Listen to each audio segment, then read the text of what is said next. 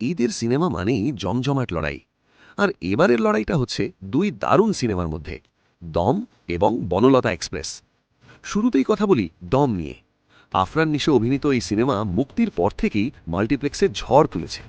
প্রথম দিনেই আয় প্রায় ৩০ লাখ টাকা। দ্বিতীয় আর তৃতীয় দিনে সেই আয় আরও বেড়েছে। মাত্র ৫ দিনেই সিনেমাটির মোট আয় দাঁড়িয়েছে ১.৬৭ কোটি টাকা।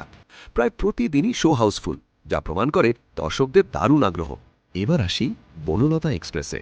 এটি একটু ভিন্ন ধরনের গল্প নিয়ে তৈরি। একটি ট্রেন যাত্রার মধ্যে বিভিন্ন মানুষের জীবনের গল্প তুলে ধরা হয়েছে। মোশাররফ করিম, চঞ্চল চৌধুরীদের অসাধারণ অভিনয় দর্শকদের মন জয় করে নিয়েছে ইতোমধ্যেই। মাত্র ৪ দিনেই টিকিট বিক্রি ১ কোটির বেশি, আর প্রতিদিনই এর জনপ্রিয়তা বাড়ছে। একদিকে দমে বক্স অফিস দাপট, অন্যদিকে বনলতা এক্সপ্রেসের দর্শক ভালোবাসা। শেষ পর্যন্ত কে হবে ঈদের আসল বিজয়ী?